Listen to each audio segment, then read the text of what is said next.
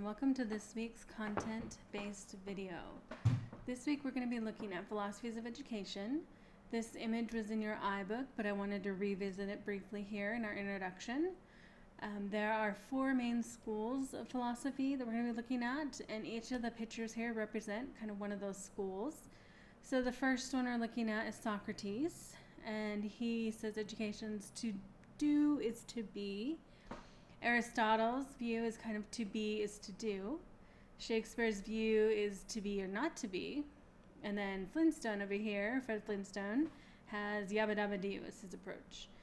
So I want you to kind of think for a minute about your philosophy of education. We're going to look in this content-based video a little bit deeper at your philosophy and which philosophy you might most reflect. But right now, just looking at this picture, which one do you think you agree with most and why? Are you more of a Socrates, Aristotle, Shakespeare, or Flintstone? As you're pondering that, we're going to move on and kind of look at our schools of philosophy now. There are four main schools of philosophy.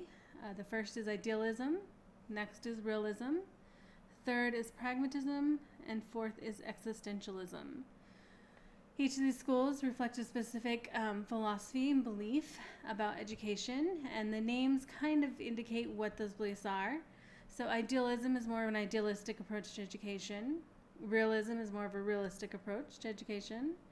Pragmatism is more of a problem-solving type of approach, and existentialism is more of an external, looking outside the school. I really like this quote because it reinforces the idea of these four main schools by Anatole France. It says, "To accomplish great things, we must not only act, but also dream. Not only plan, but also believe." So whatever school of philosophy you ascribe to, the key goal here is to make sure that we're achieving the dreams and accomplishing the things that we plan.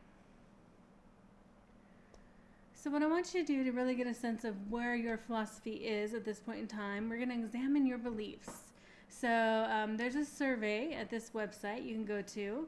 I have also included a hard copy of the survey in your module for this week.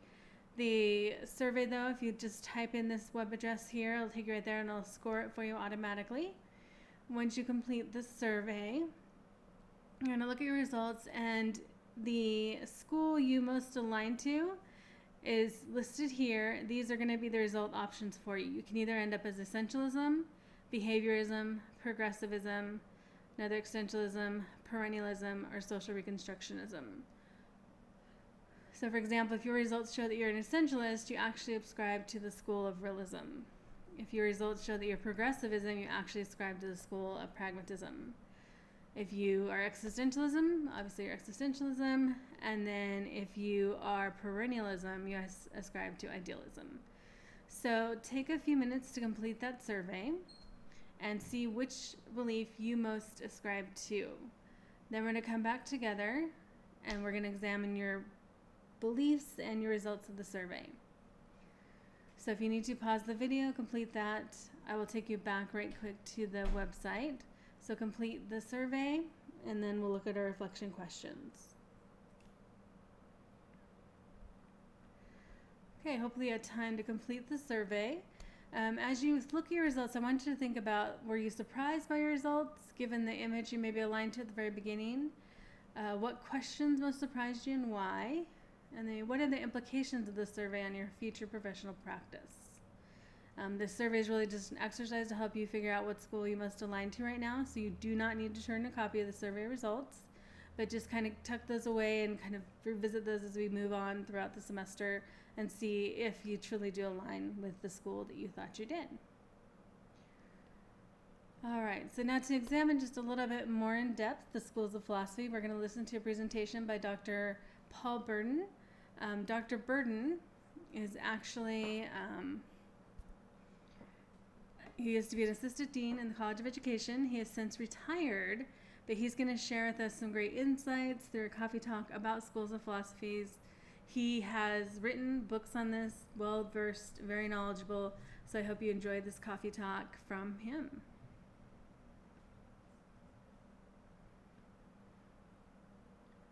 So in order to better understand the importance of philosophies, we're going to listen to a coffee talk here presented by Dr. Burden. Dr. Burton has since retired, but he gives some great insights based on his knowledge, expertise, and books he's actually written on this topic. So we're going to listen to him and get some additional insights on the importance of philosophies of education and philosophies in general. Good afternoon. I'd like to welcome you to our Coffee Talk of Philosophies of Education. We have Dr. Burton with us today, who is the Assistant Dean, right, in College of Education. So thank you, Dr. Burton. Thank you for sharing with us some information. Yeah, I'm pleased to be here, and welcome to everybody with the new program. It's an exciting time. A few adjustments at the very start, but that's to be expected. But it should be a really good experience overall in this course and the whole program. Well, you are going to share with us some of your great insights when it comes to philosophies of education and some of your knowledge and expertise and having worked with this over several years, and you have your own book as well dealing with behavior and how that kind of relates. Would you want to give us some of your great insights? Okay, yeah. Dr. Perez asked me to speak a little bit about the philosophies of education, and I know there's a chapter in the book that you're looking at, and I'd like to focus a little bit about some comments about the different schools of philosophy. And if you've had a chance to read that chapter yet, maybe not, because I know this first week in the class is kind of busy, but I'd like to say a little bit something about each of the four schools of philosophy and what that means for content, but also then transition to a few comments about what those schools of philosophy mean for how you might handle behavior in your classroom as well. So, and just a very impromptu prop, okay? I hope it's not too corny, but it's one thing to read the material in the book, but I think sometimes you need to get the big picture. And one way I see the big picture with the schools of philosophy is I see this as a continuum, not just a description, a description, a description, and so on. So maybe to help you think about this, in my interpretation, the idealism is more rigid, and all the way over to the other end, existentialism is more flexible. Okay? So it's a continuum. At least I see it as a continuum. It's not just, different characteristics, or they're just a different classification. So just briefly, like in your chapter, it mentions idealism on the more rigid side. It says that the idea is that facts are out there and there are absolute truths. Okay, this is the way it is. Okay, and that makes a difference for teachers too, because teachers say, okay, these are the facts, this is how it is. So teachers, when they deal with content, it's more of a presentation.